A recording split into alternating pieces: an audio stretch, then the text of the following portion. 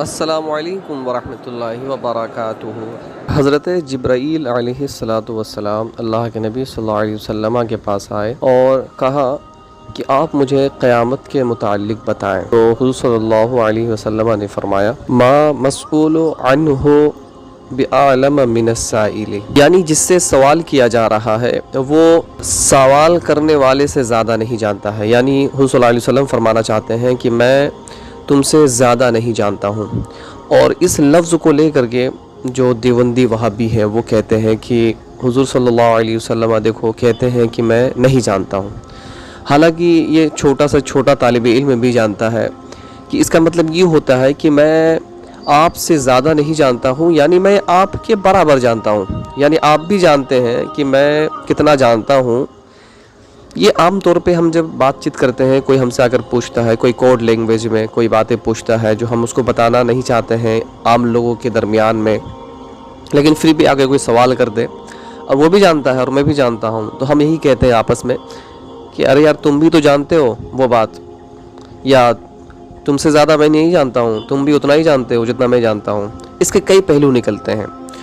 تو اب دیکھیں، کچھ کہتے ہیں کہ بھائی اللہ کے نبی صلی اللہ علیہ وسلم کو علم غیب ہے ہی نہیں، یعنی قیامت کے متعلق علم ہے ہی نہیں۔ تو آپ مجھے بتلائیں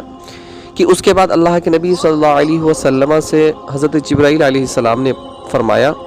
کہ آپ ان کے نشانیوں کے متعلق بتائیں، تو اللہ کے نبی صلی اللہ علیہ وسلم نے کئی نشانیاں گن کر کے بتلا دی۔ تو آپ بتائیں کہ نبی صلی اللہ علیہ وسلم کو اگر علم غیب ہوتا ہی نہیں تو پھر آپ ان نشانیوں کو کیوں بتاتے؟ آپ کو تو ان نشانیوں کے بارے میں بھی پتہ نہیں ہوتا ہے کہ نہیں، لیکن آپ کو ان نشانیوں کے بارے میں علم تھا، تو اس سے پتہ چلتا ہے کہ آپ کو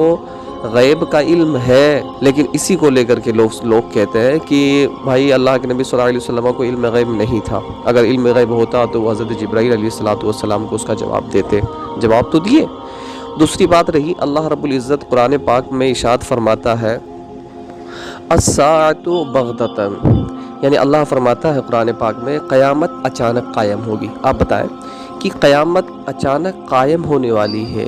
یہ اللہ فرماتا ہے قرآن پاک میں، اور وہی چیز اگر اللہ کے نبی صلی اللہ علیہ وسلم کھلے طور پہ واضح طور پہ بیان کر دیتے کہ قیامت اس دن قائم ہوگی، اس سن کو قائم ہوگی، اتنے بجے قائم ہوگی، تو آپ بتائیں کیا پھر قیامت اچانک قائم ہوتی یا پھر لوگوں کو اس کا علم ہو جاتا، لوگوں کو اس کا علم ہو جاتا؟ تو یہی وجہ ہے کہ اللہ کے نبی صلی اللہ علیہ وسلم نے نہیں بتایا تاکہ اچانک قائم ہو جو کہ اللہ نے فرمایا ہے۔ تو یہی وجہ ہے کہ اللہ کے نبی صلی اللہ علیہ وسلم نے نہیں فرمایا، تو اس میں بہت ساری حکمتیں تھی۔ تو اس حدیث شریف کو نہ سمجھنا اور نہ سمجھ کی بنیاد پر یہ کہہ دینا کہ اللہ کے نبی صلی اللہ علیہ وسلم کو غیب کا علم تھا ہی نہیں، یہ بے فضول کی بات ہے اور اپنے علم کے ساتھ ناانصافی کرنے والی بات ہے، یعنی کہ خود بھی جاہل ہونا اور دوسرے کو بھی جاہل کرنا، خود بھی گمراہ ہونا دوسرے کو بھی گمراہ کرنا ہے۔ اللہ رب العزت ان سبوں سے ہمیں بچائے۔ اگر میری ویڈیوز آپ کو پسند آئے، میری ویڈیوز آپ کو ٹھیک لگے،